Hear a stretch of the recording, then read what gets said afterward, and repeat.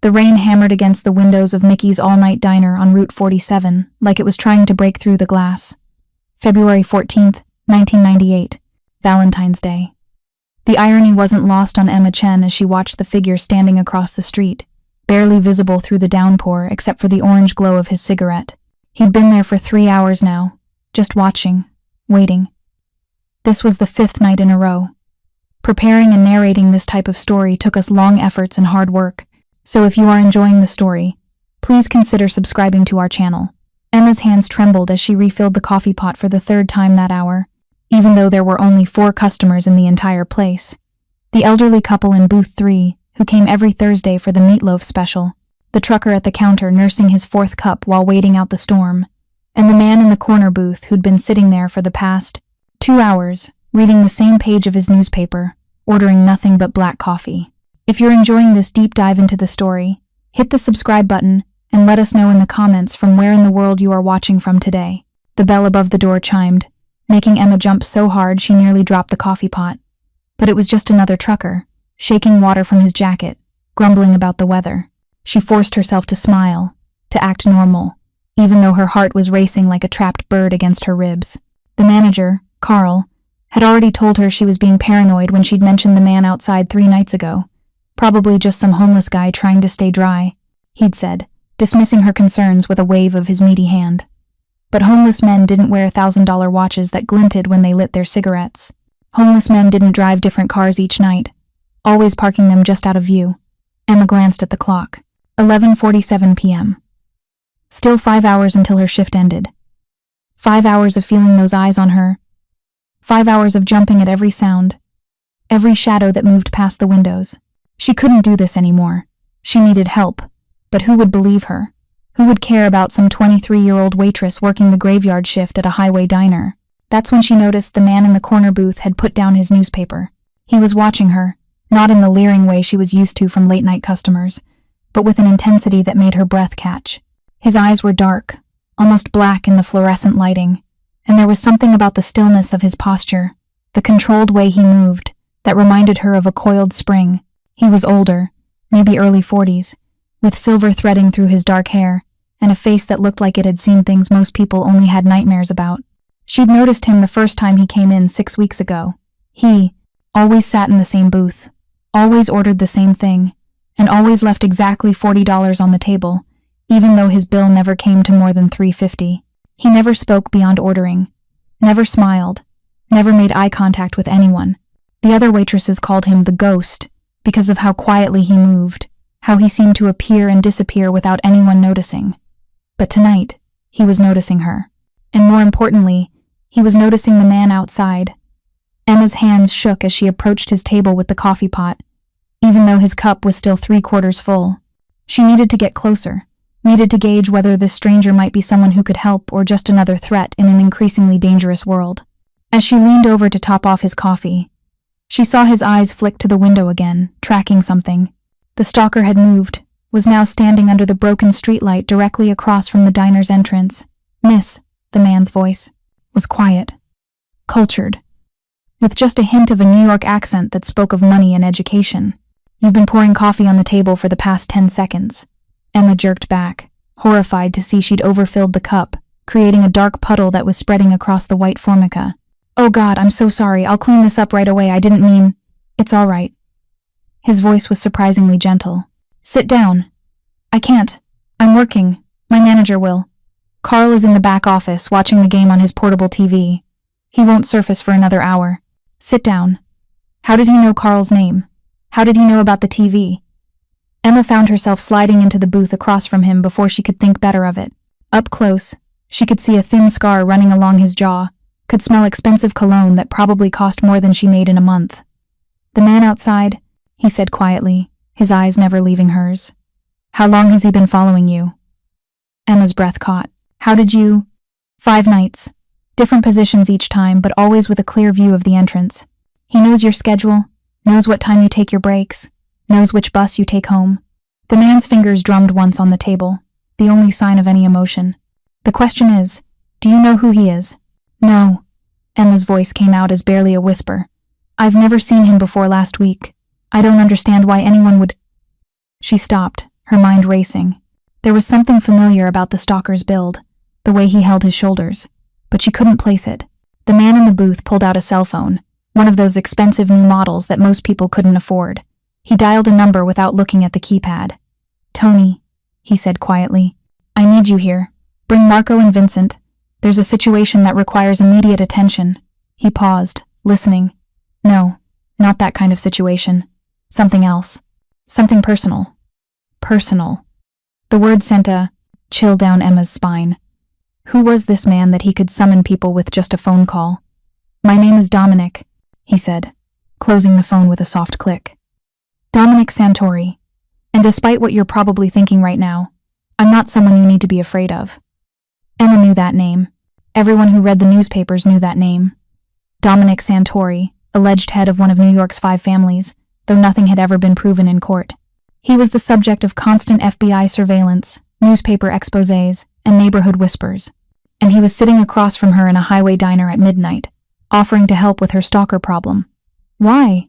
she managed to ask. "Why would you help me?" Something flickered across his face, an expression so brief she almost missed it. Pain, maybe, or regret. "Let's just say I owe a debt to someone who can't collect it anymore, and you remind me of her." Before Emma could ask what that meant, the door chimed again. 3 men entered, moving with the kind of coordinated precision that came from years of working together. They didn't look like typical tough guys. They wore well-cut suits and moved with quiet confidence, but everyone in the diner instinctively knew these were dangerous men. Boss, the largest one, presumably Tony, nodded to Dominic. His eyes swept the diner, cataloging threats, exits, potential problems with professional efficiency. "The man across the street," Dominic said quietly. "Gray jacket, Yankees cap. I want to know everything about him by morning. Name, address, employer, bank records, phone records, everything."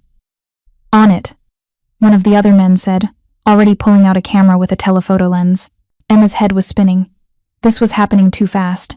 "Wait, I don't understand. You can't just—" "Miss Chen," Dominic said, and Emma's blood froze. She'd never told him her last name. Emma Chen, 23 years old, originally from San Francisco, moved here 18 months ago after your mother passed away from cancer. You're working 3 jobs to pay off her medical bills, sending money back to your younger brother who's finishing college at Berkeley. You live alone in a studio apartment on Riverside Drive, the one with the broken deadbolt you've asked your landlord to fix 6 times. Emma couldn't breathe. "How do you know all that?" "Because the man outside isn't the first person to watch you," Dominic said simply. "He's just the first one with bad intentions." "You've been watching me?" The words came out sharper than she intended, anger overriding fear. "Why? What could you possibly want with me?" Dominic was quiet for a long moment, his dark eyes studying her face like he was looking for something specific. Finally, he reached into his jacket. Emma tensed and pulled out a photograph. It was old, the edges worn from handling, showing a young woman with long dark hair and a brilliant smile. She was standing in front of this very diner, wearing a waitress uniform that looked identical to Emma's. "Her name was Christina," Dominic said quietly. "My wife. She worked here 22 years ago, before I met her, before she became part of my world. She always talked about this place, about how it was where she learned to stand on her own feet after running away from an abusive home." Emma studied the photograph. There was something hauntingly familiar about the woman's face, the shape of her eyes, the curve of her smile. "She's beautiful." "Was," Dominic corrected. "She died 6 years ago. Car accident." His jaw tightened. Though accident isn't really the right word when someone cuts your brake lines. The diner suddenly felt very cold. Emma looked from the photograph to Dominic's controlled expression, understanding dawning. "That's why you come here. To remember her." "I come here because this place meant something to her. And because I made a promise before she died that I'd look after the people who work here. Make sure they're safe." His eyes moved to the window where the stalker still waited. "I've been failing at that promise lately, it seems." Tony reappeared at the table. "Boss, we've got a problem." "The guy outside? He's not alone. There's a van parked 2 blocks down with 3 more men in it." Dominic's expression didn't change, but something shifted in the air. A tension that made the hair on Emma's arms stand up. "Professional?" "Very. This isn't some random stalker situation." Tony lowered his voice. "Someone's targeting her specifically." Emma's mind raced. Who would want to target her? She was nobody. had no enemies, no money, no connections to anything important. Except now, she had a connection to Dominic Santori. "It's because of you," she breathed, the realization hitting her like cold water. "Someone's watching me because you've been coming here because they think that you mean something to me," Dominic finished. "Yes, that's exactly what they think. But I don't. I've never even talked to. Take you before tonight." "That doesn't matter to them," Dominic said grimly. "In my world, perception is reality. And the perception is that I've been visiting this diner twice a week for 6 weeks, always sitting where I can see you, always leaving excessive tips when you're working." Emma wanted to protest, to say this was insane, that she hadn't asked for any of this, but the words died in her throat as she watched Tony and the other men fan out through the diner, taking strategic positions near the windows and exits. This was real. This was happening. "What do they want?" she asked, surprised by how steady her voice sounded. "Leverage," Dominic replied. "Someone wants to pressure me into something, a business deal, territory. Who knows, and they think you're my weakness. But I'm not." "No," Dominic agreed. "But you're under my protection now, whether either of us likes it or not. Because if something happens to you, if they take you, or hurt you, it won't just be about you anymore. It'll be about sending a message that Dominic Santori can't protect the people in his sphere." Emma felt like she was drowning, like the world had suddenly become too large and dangerous for her to navigate. "So what happens now?" "Now," Dominic said, standing with fluid grace. "We're going to walk out of here together. You're going to get in my car, and we're going to somewhere safe while my people handle the situation." "I can't just leave. My shift doesn't end until 5. Emma," his voice was gentle but firm, "there are 4 men outside waiting to grab you the moment you leave alone. Your shift is the least of your concerns right now." She looked around the diner at the elderly couple, still obliviously eating their pie, at the trucker who'd fallen asleep at the counter, at the life she'd built here that was about to shatter. Then she looked back at Dominic, this dangerous man who'd been silently watching over her for reasons she was only beginning to understand. "Your wife," she said suddenly. "Christina. Do I remind you of her? Is that why?" "No," Dominic interrupted. "You don't remind me of her. You remind me of who she was before my world destroyed her innocence. And I couldn't save her, couldn't protect her when it mattered most." His eyes were hard as obsidian. "But I can protect you." Emma made her decision. It wasn't really a choice stay and face whoever was waiting for her alone, or accept help from a man whose world was arguably more dangerous than the threat outside. But at least Dominic was a danger she could see, could speak to, could maybe even understand. She untied her apron with shaking fingers and folded it carefully, placing it on the table next to the photograph of Christina. "Okay," she said quietly, "but I need you to promise me something." "What?" "When this is over, when whatever this is gets resolved, you'll let me go. You'll stop watching me, stop protecting me, and let me have my life back." Dominic studied her for a long moment, and Emma saw something like respect flicker in his eyes. "You have my word." But even as he said it, even as Emma followed him toward the door where Tony and the others had formed a protective formation, she knew that some crossings couldn't be uncrossed. The moment she'd sat down in Dominic Santori's booth, the moment she'd accepted his help, she'd stepped into a world that didn't let people go easily. The bell chimed as they pushed through the door into the rain. Emma's last glimpse of her old life was the coffee still spreading across Dominic's table, mixing with the rain that had started to leak through the diner's old windows. Then Tony's hand was on her elbow, guiding her quickly to a black SUV, and the stalker across the street was talking rapidly into a phone, and somewhere in the distance she could hear engines starting. "They're moving," Vincent reported from the front seat as the SUV pulled away from the diner. "The van's following." "Let them," Dominic said calmly. He turned to Emma, who was shivering despite the car's warmth. "The thing about being hunted, Miss Chen, is that it only works if the prey doesn't know it's being stalked.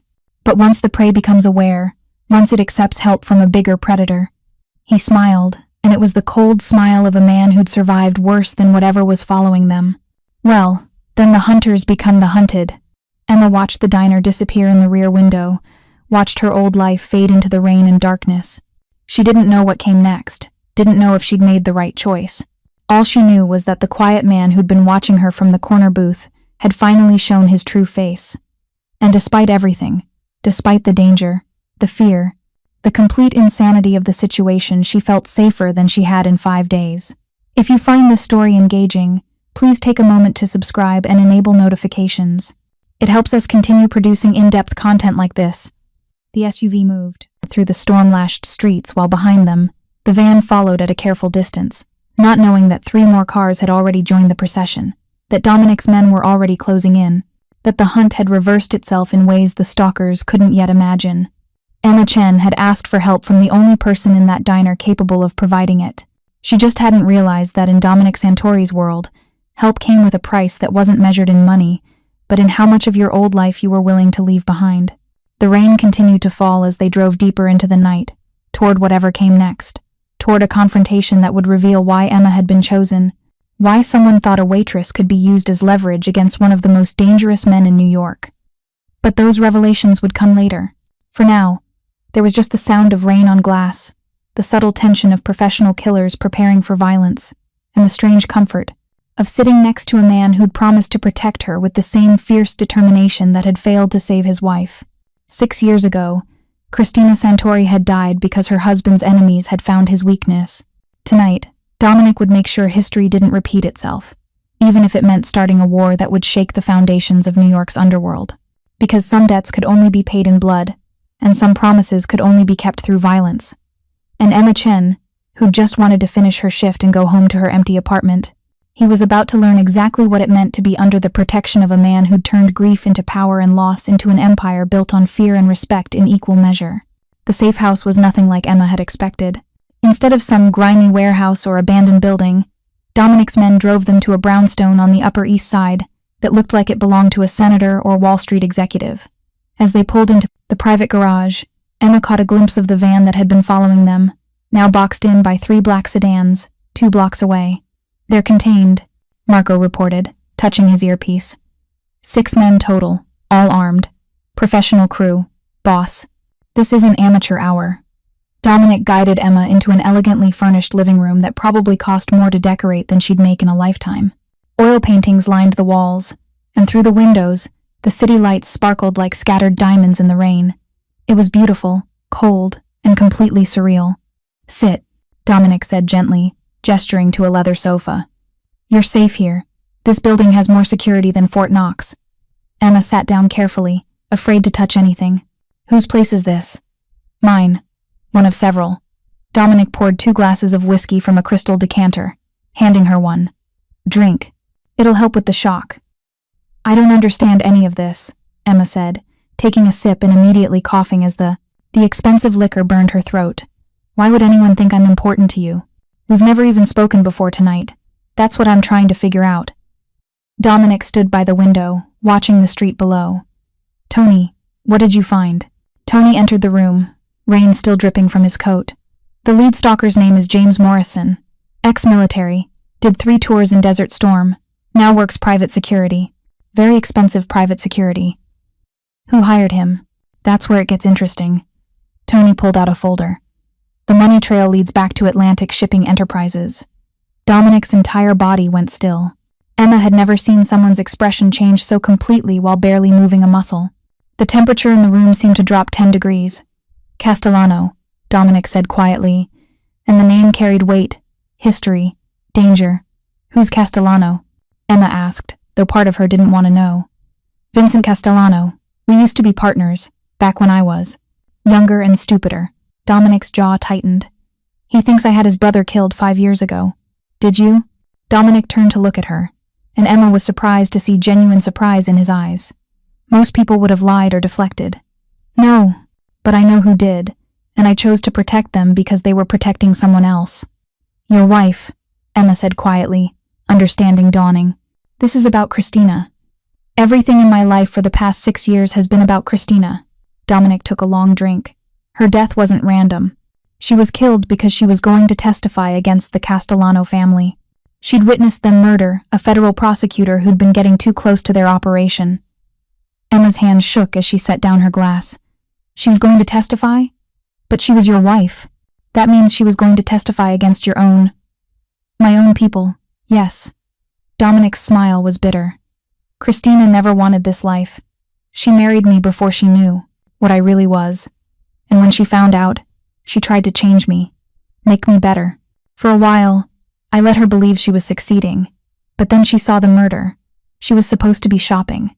Instead, she witnessed Vincent's brother Antonio execute a man in broad daylight.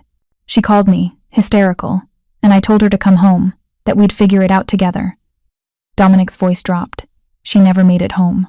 Someone had already cut her brake lines while she was in the store. She died on the FDR drive when her car went through the barrier. Emma felt sick. And you think Castellano? I know Castellano ordered it, but I could never prove it. The mechanic who cut the lines disappeared. The security footage was mysteriously erased. Every lead went cold. Dominic turned back to the window. But I knew. And eventually, Antonio Castellano ended up dead in a warehouse fire that was officially ruled an accident. You killed him. I didn't have to. Someone else got there first. Someone who loved Christina as much as I did. Dominic's expression was unreadable. I just made sure they were never caught. Tony's phone buzzed. He answered it, listened, then his face went pale. Boss, we have a problem. A big problem. What is it? The team just searched Morrison's van. They found surveillance equipment, weapons, and... Tony paused. They found photographs, boss. Hundreds of them. Of Emma? No. Tony looked genuinely shaken. Of Christina. Recent ones. The room went absolutely silent. Emma could hear her own heartbeat, could hear the rain against the windows, could hear Dominic's breathing change. That's impossible, Dominic said, his voice deadly quiet. Christina's been dead for 6 years. Boss, Tony said carefully, the photos are dated from last month. They show a woman who looks exactly like Christina working at a medical clinic in Queens. Dominic crossed the room in 3 strides, snatching the photos from Tony's hand. Emma watched the blood drain from his face as he flipped through them, his hands beginning to shake. Oh my God, he breathed. It's her. It's really her. Emma stood up, her mind reeling. Your wife is alive? This doesn't make sense. Dominic's control was fracturing, raw emotion bleeding through. I identified her body. I buried her. I visited her grave every Sunday for 6 years. Tony pulled out more documents. Boss, according to what Morrison's team gathered, a woman matching Christina's description has been working at a free clinic in Queens under the name Christine Martinez. She appeared there 5.5 years ago, with no memory of her previous life. Amnesia, Emma whispered. From the crash. Someone saved her, Dominic said, his voice hollow. Someone pulled her from that car, got her medical help, and then, what? Hid her? Let me think she was dead? Who would... He stopped, understanding dawning on his face. The FBI. She was going to testify. They were supposed to put her in. Witness protection after the trial. But the crash happened first, Tony said, following the logic. So they took the opportunity. Let everyone think she died, including you, including me. The rage in Dominic's voice could have melted steel. For 6 years I've been mourning my wife while she's been alive 20 miles away with no memory of who she is. Emma watched this powerful, controlled man come apart at the seams. Dominic, if she's alive, if she doesn't remember, then why is Castellano? She stopped, the pieces clicking together. He found out. Castellano discovered she's alive. And he's using you as bait, Tony said, understanding dawning. He knew if he threatened someone at the diner, someone who looked like Christina used to look, you'd get involved. You'd protect her. And once I showed my hand, once I came out of the shadows to help Emma, Dominic's voice was ice. He'd know he had my attention. Then he'd reveal the truth about Christina to either blackmail me, or force a trade. Emma finished. Me for the information about where Christina is. Dominic's phone rang. He looked at the number and his expression darkened further. Castellano, he said to the room before answering. Vincent. Even from across the room, Emma could hear the voice on the other end, smooth and satisfied. Hello, Dominic. I trust my employees got your attention. Where is she? Straight to business. I always admired that about you. Castellano chuckled. Your wife is exactly where my people say she is. Alive, relatively healthy, and completely unaware that she's the widow of New York's most dangerous man. What do you want? Justice for my brother. You protected his killer. Your brother was a monster who murdered a federal prosecutor in front of witnesses. My brother was family. Castellano's voice hardened. But I'm willing to be reasonable. You have something I want. That pretty little waitress you picked up tonight. Emma's blood turned to ice. Dominic's eyes found hers across the room. She has nothing to do with this. Dominic said. She does now. You see, Emma Chen isn't quite who you think she is. Castellano paused for effect. Did she mention that her mother's maiden name was Ricci? That her mother was Maria Ricci before she married David Chen and moved to California? Dominic's expression changed. Maria Ricci, Anthony Ricci's daughter. The same Anthony Ricci who ran the West Coast operations until his unfortunate death 15 years ago. The same Anthony Ricci whose testimony could have put me away for life if he hadn't disappeared. Castellano's voice was triumphant. Emma Chen is his granddaughter, the last of the Ricci bloodline. Emma stood up so fast she knocked over her glass. That's insane. My mother was a nurse. My grandfather died before I was born. Your grandfather died in witness protection, Castellano corrected through the phone, but not before he hid millions of dollars in offshore accounts. Accounts that can only be accessed by his living descendants. Your mother never knew. But you, Emma, you're the key to a fortune that rightfully belongs to my family. The room spun. Emma grabbed the back of the sofa to steady herself. Her quiet, loving mother had been the daughter of a mob boss? Her grandfather hadn't died of cancer but in witness protection? Here's my offer, Castellano continued. Bring the girl to Pier 47 inches 1 hour. I'll give you the exact location of your wife and guarantee her safety. You get Christina back. I get the Ricci fortune. Everyone wins. And if I refuse? Then I tell Christina exactly who she is.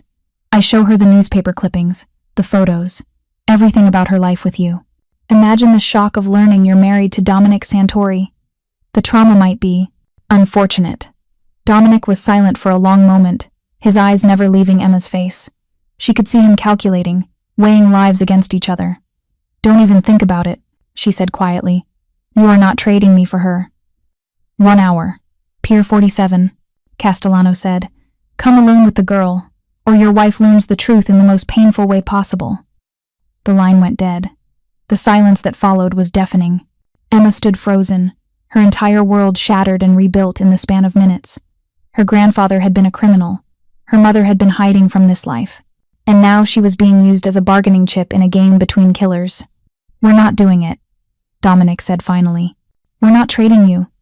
Your wife would never forgive me if I saved her by sacrificing an innocent woman. Dominic's voice was firm. Christina would rather die than live with that. But she doesn't remember you. She doesn't remember any of it. Which is why we're going to get her back without giving Castellano what he wants. Dominic turned to Tony. How many men can we mobilize in 40 minutes? Maybe 30-40 if we pull everyone. Do it. And contact our friend at the FBI. Tell him Vincent Castellano just confessed to conspiracy to commit murder and kidnapping on a recorded line. You recorded the call? Emma asked. I record everything. Dominic pulled out his phone, already dialing. Marco, I need you to access everything we have on the Ricci accounts. If they exist, find them. If Emma really is the key, we need to know what we're dealing with. Wait, Emma said. You're going after my grandfather's money? I'm going to find it before Castellano does, but you'll decide what happens to it. Dominic's expression softened slightly. None of this is your fault, Emma. You didn't choose your bloodline any more than Christina chose to witness that murder. Or any more than you chose to fall in love with a waitress at a highway diner, Emma added quietly. That, Dominic said with a sad smile, was the only real choice I ever made that mattered. Tony reappeared. Boss, our sources at the clinic confirmed it. Christine Martinez matches Christina's description perfectly. She's been working there as a counselor, helping abuse victims. She lives in a small apartment above the clinic, keeps to herself, no social life, no relationships. She was waiting, Dominic said quietly. Some part of her knew something was missing. The team's mobilizing. We can hit the pier from 3 directions, set up sniper positions on the surrounding buildings. Tony pulled up a map on his tablet. But boss, Castellano will be expecting that. He knows how you operate. Which is why we're not going to do what he expects. Dominic turned to Emma. Can you trust me? Do I have a choice? There's always a choice. You can walk out right now, disappear, start over somewhere else. I'll give you enough money to vanish completely. Emma thought about running, about starting over again. But she'd been running her whole life from her mother's death, from her loneliness, from the truth about her family that she'd never known. I'm tired of running, she said. And your wife deserves to know she's not alone, even if she can't remember why. Dominic studied her for a long moment. You're braver than you know, Emma Chen. Or stupider. In my experience, they're often the same thing. He turned to Tony. We're going to give Castellano exactly what he wants. We're going to walk into his trap, boss. But we're going to do it on our terms. Dominic's smile was sharp as a blade. Call the clinic. Tell them there's been a family emergency and Christine Martinez needs to be moved to a safe location immediately. Don't mention my name. Just say it's related to an old patient she might not remember. And then we're going to reunite me with my wife, while simultaneously destroying Vincent Castellano. Dominic looked at Emma. Your grandfather was a smart man. He didn't just hide money, he hid evidence. Documents that could destroy what's left of Castellano's empire. That's what Vincent really wants. Not the money, but the leverage your grandfather had on him. How do you know that? Because Anthony Ricci was my mentor before he was Castellano's enemy. He taught me everything about this business. Dominic's expression was distant, remembering, including where he liked to hide things. Emma's phone buzzed. Unknown number. She looked at Dominic, who nodded. She answered, Hello, granddaughter. The voice was electronic, disguised. Or should I say, the last of the Ricci line? Who is this? Someone who knew your grandfather well. Someone who's been watching over you, just as he asked before he died. Emma put the phone on speaker. Dominic leaned in, listening intently. If you're about to walk into Castellano's trap, the voice continued, you should know something. Your mother knew exactly who she was. She chose to hide you from this life. But she also left you something, hidden in a safety deposit box at First National Bank on 42nd Street, box 517. The key is taped behind, her photograph in your locket. Emma's hand went to the locket she always wore, her mother's last gift. How do you... Because I helped her set it up, 20 years ago, when she knew the family war was coming. The voice paused. Your grandfather's real treasure isn't money, Emma. It's the truth. 30 years of recorded conversations, photographs, documents, enough to bring down what's left of the 5 families. The line went dead. Emma looked at Dominic, then at Tony, then down at the locket she'd worn every day since her mother died. With trembling fingers, she opened it, revealing the small photograph of her mother. She peeled it back carefully, and there it was, a small silver key, no bigger than a fingernail. Jesus, Tony breathed. You've been wearing the key to the kingdom this whole time. Change of plans, Dominic said, his mind already racing. Tony, take a team to the bank. Get whatever's in that box. Marco, set up a meeting with our contact at the Justice Department. Tell them we're about to hand them the case of the century. What about Christina? Emma asked. What about the pier? We're still going, but now we have something Castellano wants more than money. Dominic took the key from Emma's hand, examining it. We have the power to destroy him completely. 30 minutes later, they were in the SUV heading toward Pier 47. Emma wore a bulletproof vest under her jacket, its weight both reassuring and terrifying. Dominic sat beside her, oddly calm for a man about to face his wife's would-be killer. Are you scared? Emma asked. Terrified, Dominic admitted. Not of Castellano, but of seeing Christina again. What if she looks at me and feels nothing? What if the woman I loved is gone forever? Then you'll love who she is now, Emma said simply. People change. That doesn't make them less worthy of love. Dominic looked at her with something like wonder. How did you become so wise? My mother, she used to say that love isn't about holding on to who someone was, but about accepting who they're becoming. Your mother sounds like she was remarkable. She was. And apparently, she was also the daughter of a mob boss who hid millions of dollars and evidence that could destroy organized crime families. Emma laughed, but it sounded slightly hysterical. God, what else didn't I know? Tony's voice crackled through the radio. Boss, we've got the contents of the safety deposit box. You're not going to believe this. Tell me. Recordings going back to 1968. Anthony Ricci recorded everything. Every meeting, every deal, every murder planned in his presence. There's enough here to rewrite the history of organized crime in America. And Castellano? He's on at least 50 recordings. Admitting to murders, planning hits, discussing bribes to judges and cops. He's finished. Dominic smiled coldly. Perfect. How far are we from the pier? 2 minutes, the driver replied. Emma could see the water now, dark and choppy under the storm clouds. The pier stretched out into the harbor, abandoned warehouses lining both sides. It was the perfect place for an ambush or a trade. There! Dominic pointed to a cluster of figures at the end of the pier. Even from a distance, Emma could make out Castellano's bulky form, and beside him, a smaller figure, a woman with dark hair. Christina, Dominic breathed, and Emma heard 6 years of grief and hope in that single word.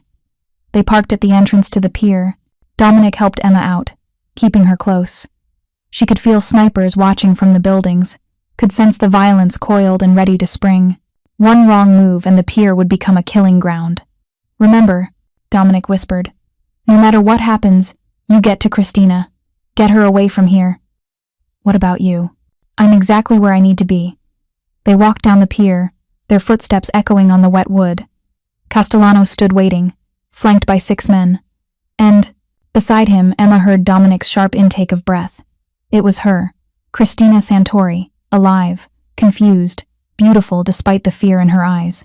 She was older, her face marked by years of struggle and loneliness, but unmistakably the woman from the photograph. Hello, Dominic, Castellano called out. I believe you have something for me? I have better than that, Dominic replied, never taking his eyes off his wife. I have your complete destruction in a safety deposit box. Castellano's smile faltered. What are you talking about? Anthony Ricci recorded everything, Vincent. Every conversation, every crime, every murder you ever planned in his presence. 30 years of evidence, all of it admissible in court. You're bluffing. Am I? Dominic pulled out his phone, hit play on a file Tony had sent. Castellano's younger voice filled the air, discussing the murder of a union leader in explicit detail. The color drained from Castellano's face. That's not possible. Ricci destroyed those recordings. He destroyed the copies you knew about. Emma stepped forward, finding her courage. But he kept the originals for his granddaughter. For me. Castellano's hand moved toward his gun, but Dominic was faster. 20 FBI agents are listening to this conversation, Vincent. They have snipers on every building.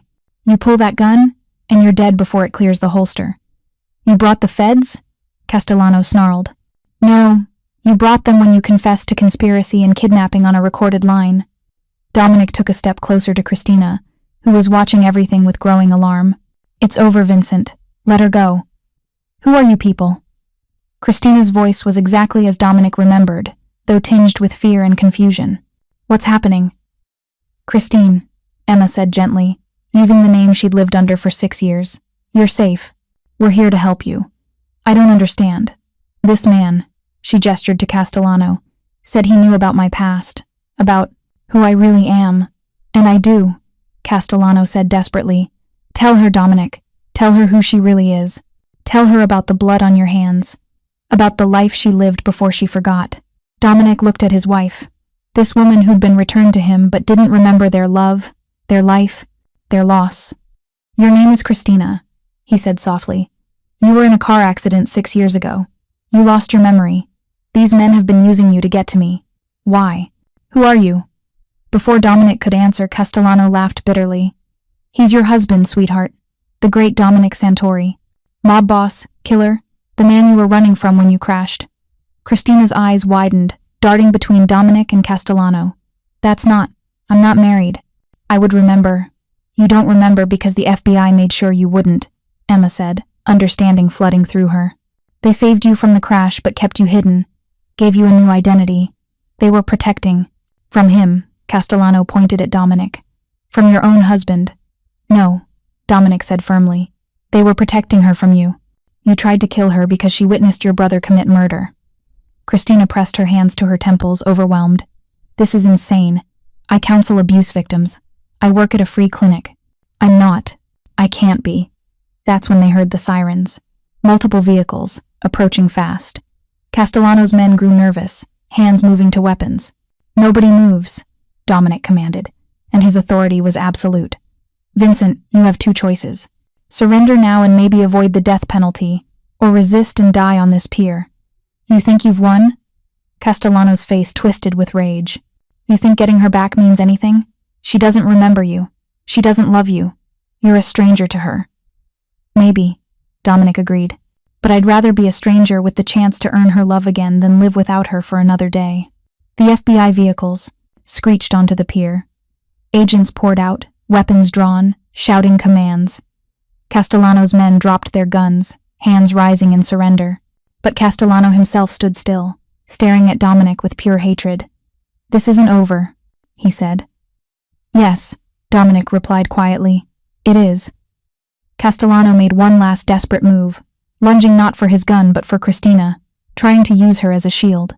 But Emma was closer, and she moved without thinking, pulling Christina back and putting herself between them. The gunshot was impossibly loud.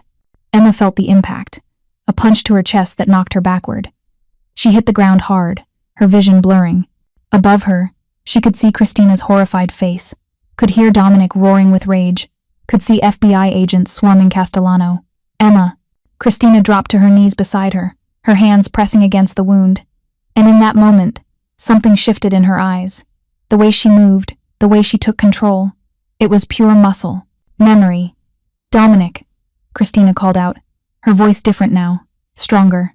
"Get me medical supplies, now." Emma tried to speak but could only cough. The vest had stopped the bullet from killing her, but the impact had broken ribs, maybe caused internal bleeding. "You're going to be okay," Christina said, her hands steady and sure. "I've got you." Dominic knelt beside them, his face pale. "Christina?" She looked up at him, and for just a moment, there was recognition in her eyes. Not memory, exactly, but something deeper. "I know you," she whispered. "I don't remember you, but I know you." "Yeah," Dominic's voice broke. "You know me." The paramedics arrived, taking over from Christina. As they loaded Emma onto a stretcher, she heard Castellano laughing as the FBI dragged him away. "You saved the wrong person, girl," he called out. "You should have saved yourself." Emma found her voice, though it hurt to speak. "I saved. Exactly who I meant to save." 3 weeks later, Emma stood in the hospital corridor, watching through a window as Dominic sat with Christina in the therapy room. They were looking at photo albums, Christina's therapist guiding her through images of her past life. Sometimes Christina would touch a photograph with recognition. More often, she looked confused, frustrated by the gaps in her memory. But she kept trying. Every day, she came back, determined to understand who she'd been and who she might become. "How are the ribs?" Tony asked, appearing beside Emma with a cup of coffee. "Better. Healing." Emma accepted the coffee gratefully. "Any word on Castellano?" "Took a plea deal. Life without parole. The recordings your grandfather made are bringing down what's left of his entire organization." "And the money?" "Donated to victims of organized crime, as per your instructions." Tony smiled. "Your grandfather would be proud." Emma wasn't sure about that. She was still processing the truth about her family, about the blood and violence that had led to her existence. But she was trying to make something good from it, just as her mother had tried to build a clean life from a dirty foundation. Through the window, Christina suddenly laughed at something Dominic said. It wasn't the laugh of a woman remembering her husband, but the laugh of a woman discovering someone new who made her happy. They were starting over, building something from scratch. "Do you think she'll ever fully remember?" Emma asked. "Does it matter?" Tony replied. "They have a chance to fall in love all over again. Most people would kill for that opportunity." Emma thought about that night in the diner, about asking for help from a dangerous stranger, about how one moment of desperate courage had changed everything. She thought about her mother, keeping secrets to protect her, about her grandfather, recording evidence that would outlive him by decades, about Christina, whose mind had protected her by erasing trauma but couldn't erase love. "The doctor says I can go. Come back to work next week," Emma said. "To the diner? Where else? It's honest work. And someone needs to pour coffee for the late-night travelers." Tony looked surprised. "After everything that's happened, you want to go back to being a waitress?" "I was never just a waitress," Emma said, watching Dominic help Christina with her physical therapy exercises. "I was someone who noticed when people needed help. That doesn't change just because I know the truth about my family." "Dominic's offered you a job, you know. Security consulting, helping identify threats. Good money, regular hours." "I know." Emma smiled. "But I think I've had enough of that world for a while. Besides, someone needs to keep an eye on the diner. Make sure no one else ends up needing help from dangerous strangers." Through the window, Christina reached out and took Dominic's hand. It was tentative, uncertain, but it was a beginning, or maybe a new beginning to an old story. Emma turned away, giving them privacy. She had her own life to rebuild, her own truths to reconcile. The money was gone, donated to people who needed it more. The recordings had served their purpose, bringing justice to crimes decades old, and the fear that had driven her to seek help from a stranger had transformed into something else: understanding, perhaps, or acceptance of the complicated legacy she carried. 3 months later, on a rainy night that reminded her of everything that had changed, Emma was working the late shift at the diner when the bell chimed. She looked up from the coffee pot to see Dominic and Christina entering together. Christina moved carefully, still recovering both physically and mentally, but her smile was genuine. They slid into the corner booth, Dominic's old booth, and Emma approached with the coffee pot. 2 coffees? She asked, though she already knew the answer. Please, Christina said. Then, studying Emma's face, have we met before? You look familiar. Emma glanced at Dominic, who gave an almost imperceptible shake of his head. Christina didn't remember that night on the pier, didn't remember Emma taking a bullet meant for her. The doctors said she might never remember those traumatic moments, and perhaps that was a mercy. I just have one of those faces, Emma said, pouring their coffee. No, Christina said thoughtfully. It's something else. Something about the way you move, like you're ready to help before anyone asks. She smiled. It's a rare quality. I learned from the best, Emma said, and she wasn't sure if she meant her mother, who'd hidden her from violence, or Dominic, who'd taught her that sometimes violence was the only way to protect what mattered.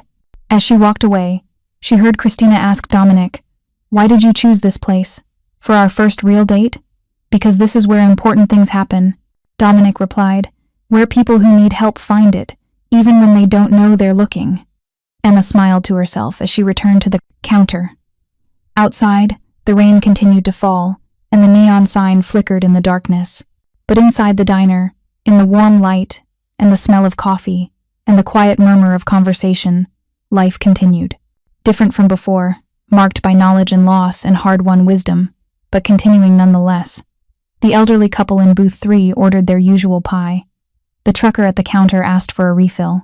And in the corner booth, a mob boss and his wife who didn't remember him learned to love each other all over again, while a waitress who was so much more than she appeared kept watch, ready to help whoever might need it. Because that's what you did when you understood both sides of the world, the light and the dark, the legal and the criminal, the truth and the necessary lies. You stood in the space between and offered coffee and shelter, and sometimes, when absolutely necessary, you offered protection that came with a cost measured, not in money, but in everything you thought. You knew about yourself. Emma Chen, granddaughter of Anthony Ricci, survivor of a mob war she never knew existed, poured coffee and waited for the next person who might need help from a dangerous stranger.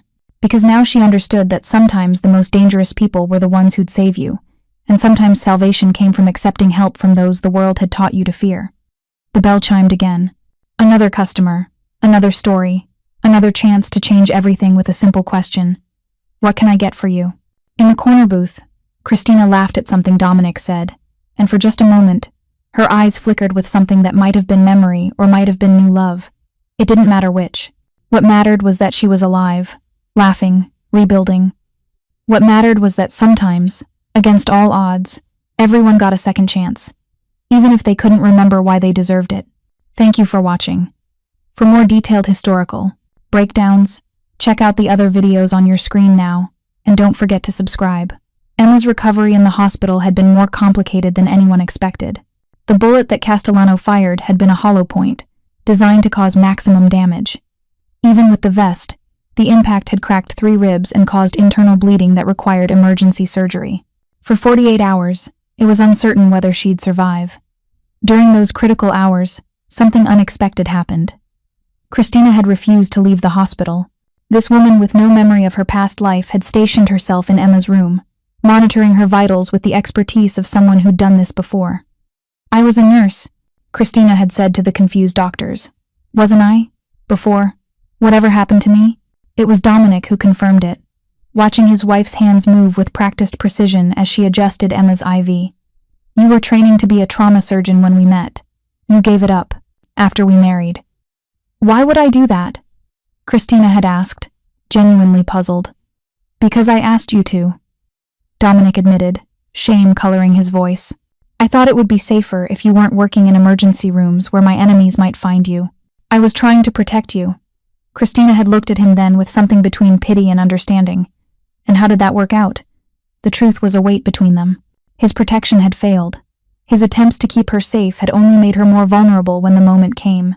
If she'd been at the hospital that day instead of shopping, if she'd been surrounded by colleagues instead of alone, maybe she would never have witnessed Antonio Castellano's crime. Maybe none of this would have happened. But dwelling on maybe was a luxury neither of them could afford anymore. During Emma's recovery, Tony had been busy uncovering the full extent of the conspiracy. The FBI's investigation, aided by Anthony Ricci's recordings, revealed a web of corruption that went deeper than anyone had imagined. Castellano hadn't acted alone in trying to kill Christina 6 years ago. He'd had help from inside the FBI itself. Agent Morrison. Tony reported to Dominic in the hospital cafeteria, sliding a file across the table. He was Christina's handler for the witness protection program. He's the one who was supposed to arrange her safety after she testified. Dominic studied the file, his expression darkening. He sold her out. For $2 million. Castellano paid him to reveal her route to the safe house. Morrison's the one who told them which car she'd be in, what time she'd be traveling. But the crash wasn't supposed to happen where it did. They expected her to die on a quieter stretch of road where they could confirm the kill. When she crashed on the FDR drive with witnesses everywhere, when you identified a body that wasn't actually hers. Tony paused. Morrison panicked. He used his FBI resources to fake her. Death, gave her a new identity, and hid her in Queens. To protect himself, Dominic said quietly. If Christina had surfaced with her memories intact, she could have identified him as the leak. Exactly. So he made sure she got medical treatment that included heavy sedatives, medications that would interfere with memory formation. The amnesia wasn't just from trauma, it was chemically enhanced. Dominic's hands clenched into fists. Where is Morrison now? In custody. He broke about an hour ago, confessed everything. He's looking at life in federal prison. Not enough, Dominic said coldly. Boss, Tony warned. You can't touch a federal agent, even a corrupt one. I don't have to touch him. The other inmates will handle that once they learn he sold out a witness for money. Dominic stood. 4. Make sure that information reaches the right ears in whatever prison they send him to. Tony nodded. In their world, justice came in many forms. Back in Emma's room, Christina was teaching.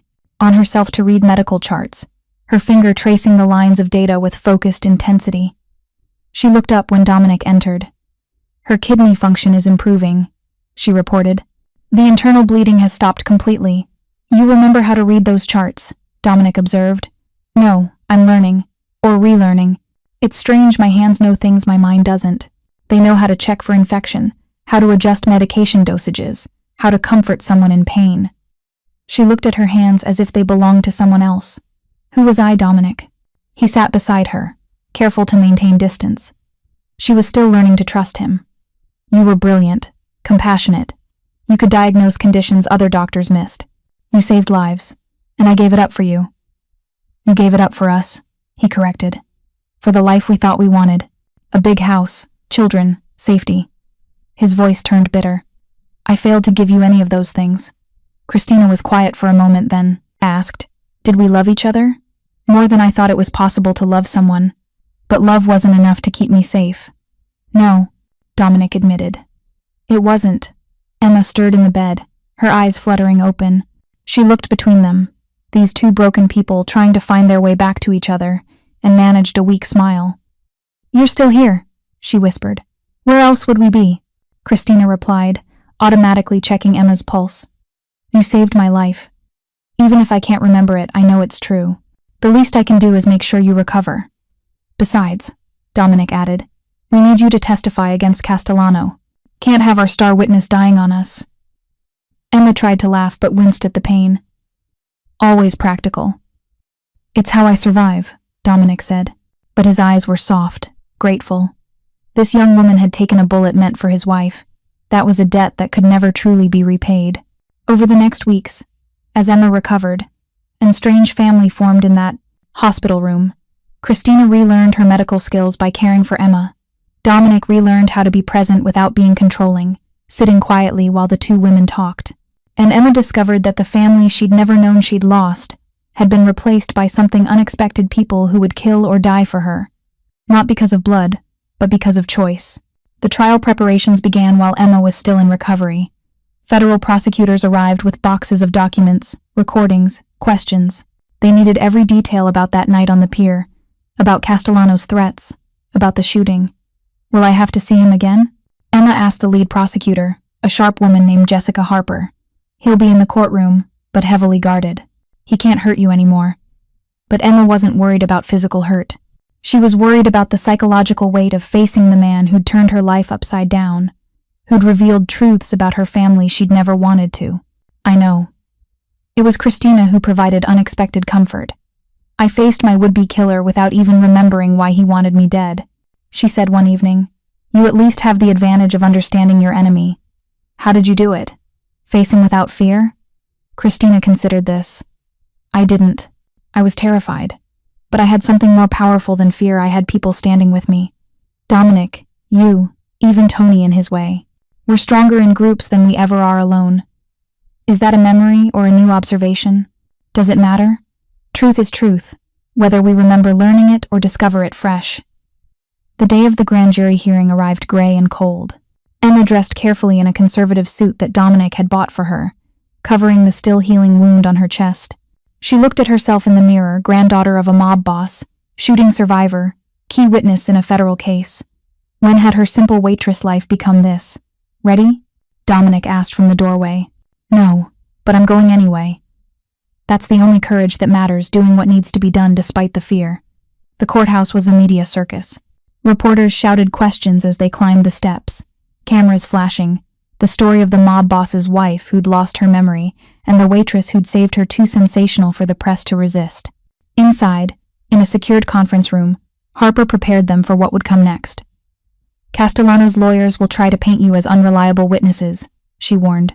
A woman with amnesia and a waitress who's received money from the Santori family. They'll suggest you're lying for financial gain. Let them try, Emma said with more confidence than she felt. I have the bullet wound to prove I'm telling the truth. And I have 6 years of medical records showing my amnesia is real, Christina added. Though I'm starting to remember things, fragments mostly. Sounds, smells, feelings. Dominic's head snapped toward her. I'm remembering? Not events, not yet. But I remembered the smell of your cologne yesterday. I knew you wore it on special occasions. And I remembered that you can't cook, but you tried to make me breakfast every Sunday. She smiled sadly. Pancakes, burned on one side.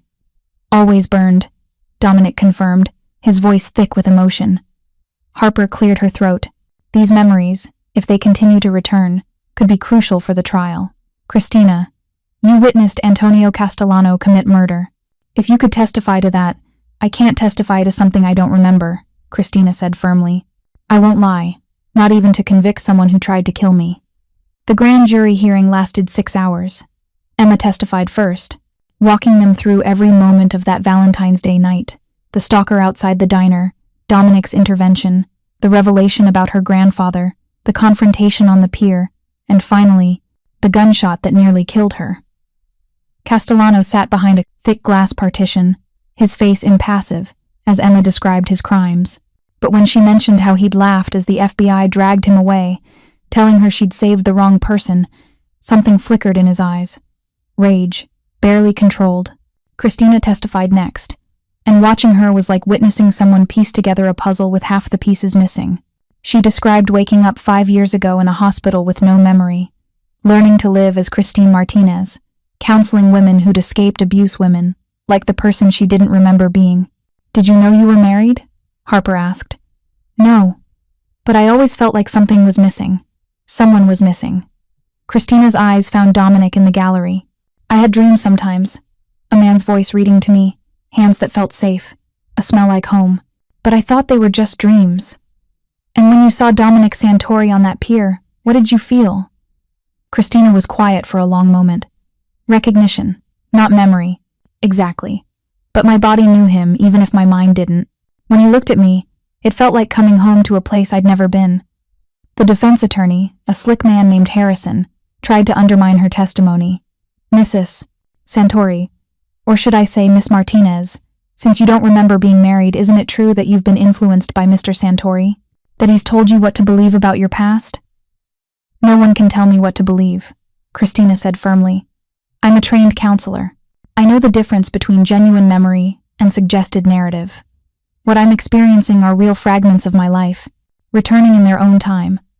How convenient that these fragments support the prosecution's case. How convenient for your client that someone chemically enhanced my amnesia so I couldn't testify against him 6 years ago, Christina shot back, and the courtroom erupted in whispers. Harper called Tony to the stand next, walking him through the evidence they'd gathered: surveillance footage, phone records, financial transactions showing money flowing from Castellano to Morrison, the corrupt FBI agent. Then came the recordings. Anthony Ricci's voice, preserved for decades, filled the courtroom. Clear, damning evidence of conspiracy, murder, racketeering. Castellano's face grew paler with each recording, his lawyers conferring frantically. The most devastating evidence came from a recording dated the 12th of March 1992, Vincent Castellano's voice, discussing his plans to eliminate a federal prosecutor who was getting too close. "We need to send a message," his recorded voice said. "Someone high profile. Make it look like an accident, but make sure everyone knows what happens when you come after the family." And Antonio Castellano's response: "I'll handle it personally. The prosecutor jogs every morning in Central Park. Plenty of places where accidents happen." That prosecutor was Thomas Henley, whose murder had remained unsolved for 6 years until now. When the prosecution rested, Emma felt drained, hollowed out. She'd told her truth, revealed her family's secrets, exposed wounds she'd never known existed. Whether it was enough would be up to the grand jury. They reconvened 3 days later for the verdict. Emma sat between Dominic and Christina, this unlikely trio bound together by violence and survival. Christina reached over and took Emma's hand, and on her other side, Dominic did the same. "Whatever happens," Dominic said quietly, "you both did the right thing. You told the truth. That takes more courage than most people ever have to show." The grand jury foreman stood. "In the case of the United States versus Vincent Castellano, on the charge of conspiracy to commit murder, we find sufficient evidence to indict. On the charge of witness tampering, we find sufficient evidence to indict. On the charge of racketeering, we find sufficient evidence to indict." The list went on. 14 charges in total, each, one carrying a potential life sentence. Castellano would die in prison, even if he lived to be 100. As the marshals led him away, Castellano turned to look at them one last time. His eyes found Emma's, and he mouthed 2 words: "You'll pay." But Emma didn't flinch. She'd already paid in blood, in pain, in the loss of her simple, quiet life. She had nothing left for him to take. 6 months later, Mickey's all-night diner looked exactly the same, down to the coffee rings on the counter and the flickering neon sign. Emma stood outside, key in hand, looking at the place that had changed her life. "You sure about this?" Dominic asked from beside her. He'd driven her here, insisted on being present for her first day back. "I need to do this," Emma said. "I need to prove I'm not afraid anymore." "You were never a coward, Emma. Cowards don't take bullets for other people." "Maybe. But I ran away from this place, from my memories of that night. It's time to reclaim it." She unlocked the door and stepped inside. The familiar smell hit her: coffee, bacon grease, industrial cleaner. The elderly couple was already in booth 3, early as always. A new trucker sat at the counter, and in the corner booth Emma's breath caught. Christina sat there, reading a medical journal, a cup of coffee cooling in front of her. She looked up when Emma entered, and her face broke into a genuine smile. "Surprise," she said. "Thought you could use some friendly faces on your first day back." Emma felt tears sting her eyes. "You hate coffee." "I know, but according to Dominic, I used to come here every Thursday to study when I was in medical school. I thought I'd try to rebuild that habit, see if it helps with the memories." "Is it working?" Christina's smile turned sad. "I remembered that I always ordered the same thing, black coffee and apple pie, and that I sat here because it was quiet, away from the door, where I could see everyone coming and going." "You were running from your father," Emma said quietly, understanding. "Even back then, before you met Dominic, you were trying to escape family violence. Seems to be a theme in both our lives." Christina gestured to the seat across from her. "Do you have a minute before your shift starts?" Emma slid into the booth, and for a moment, they just looked at each other, 2 women who'd saved each other in different ways, bound together by trauma and survival. "I've been remembering more," Christina said. "My therapist says it's because I feel safe now. The memories were always there, just locked away until I could handle them." "What do you remember?" "I remember the day I met Dominic. I was working a shift at the ER, and he came in with a gunshot wound. He refused to tell us how it happened, just sat there bleeding and flirting with me while I stitched him up. Christina laughed softly. I told him he was an idiot for not going to the hospital sooner, and he said he was waiting for the right doctor. The one worth bleeding for. That's terribly romantic and deeply concerning at the same time. That describes my entire marriage. Christina's expression grew more serious. I remember loving him so much it scared me. I remember knowing what he was, what he did, and choosing to stay anyway because I thought love could change him. Did it? I think it changed us both. He became more careful, more protective. I became more aware of the cost of that life. She paused. And I remember the day I witnessed Antonio Castellano kill that prosecutor. I remember being frozen with terror, unable to move or scream. And I remember calling Dominic, begging him to help me, to make it right. He tried to protect you. He tried. But in our world, trying isn't always enough. Christina reached across the table, took Emma's hand. I'm not going back to him. Not as his wife, anyway. Emma's eyes widened. Christina, I love him. I remember loving him, and I'm learning to love who he is now. But the woman who married Dominic Santori died in that car crash. I'm someone different now. Someone who's spent 6 years learning to be independent, to help other people heal from violence. I can't go back to being the wife who gave up her dreams to hide in a mansion. Does he know? I told him last night. He took it better than I expected. Christina's smile was bittersweet. He said he fell in love with me twice, once when I was Christina, and again when I became Christine. And if Christine doesn't want to be a mob wife, he'll find a way to be part of her life anyway. How? He's stepping back from the family business, putting Tony in charge, transitioning to legitimate operations. He says he spent 6 years building an empire to fill the void where I used to be, and now that I'm back, he wants to build something else. She paused. Something that won't get either of us killed. Emma felt something in her chest loosen, a tension she hadn't realized she'd been carrying. That's good. That's really good. It won't be easy. Men like Dominic don't just walk away from that life. But he's trying, and that's what matters. Christina squeezed Emma's hand. You taught us that, you know. You, with your quiet courage and your refusal to be defined by your grandfather's legacy. You showed us that family history doesn't have to be destiny. I'm still figuring that out myself. Aren't we all? Carl emerged from the back office, saw Emma, and his face split into a grin. Chen, you're back. Thank God, these new girls can't pour coffee for shit. Emma stood, tied on her apron, and felt something settle in her chest. This was her place, not because of what had happened here, but because she chose to reclaim it, to prove that trauma didn't get to own her life. Booth 3 needs a refill, she said to Christina. You staying for a while? I've got nowhere else to be. Might as well watch you work. 1 year later. The courtroom was packed for Vincent Castellano's sentencing. Emma sat in, the front row, Christina beside her, Dominic on her other side. They'd become an unlikely family over the past year, meeting for dinner every Sunday, supporting each other through therapy and recovery, building something new from broken pieces. Castellano looked older, diminished. A year in custody had stripped away his power, leaving only a bitter man facing the consequences of decades of violence. The judge read the sentences, 14 consecutive life terms, no possibility of parole. Castellano would die in prison, just as Dominic had predicted.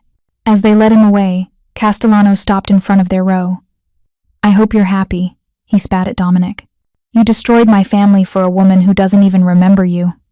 No, Dominic replied calmly. You destroyed yourself by thinking you could terrorize innocent people without consequence. Emma and Christina just made sure justice was served. Justice. Castellano laughed bitterly. You're Dominic Santori. You've killed more men, than I have. How is this justice? Because I'm trying to be better, Dominic said simply. And they're helping me. The marshals dragged Castellano away, his curses echoing through the courthouse. Emma felt Christina tense beside her, then relax as Dominic took her hand. It's over, Christina breathed. It's really over. No, Emma corrected. It's just beginning. Outside the courthouse, reporters swarmed them with questions. How did it feel to bring down a mob boss? Would Christina ever fully recover her memories? Was Emma returning to her quiet life as a waitress?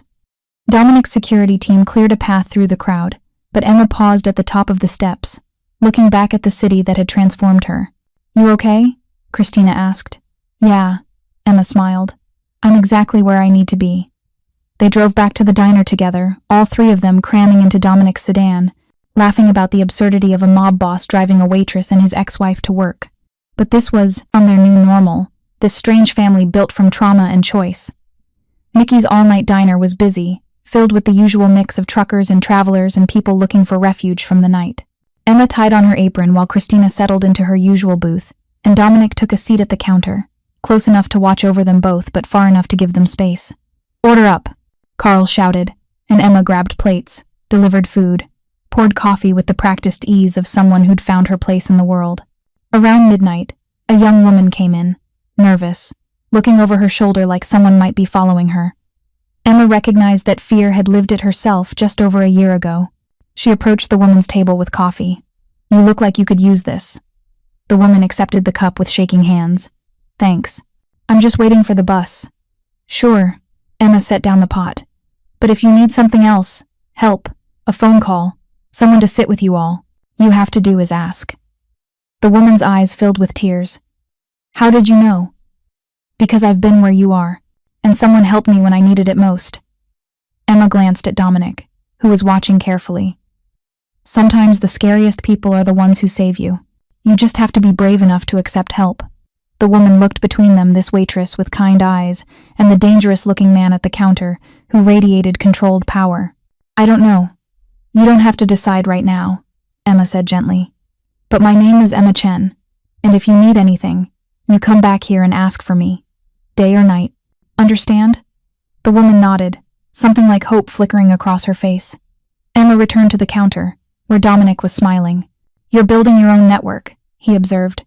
"People you can help, connect to resources.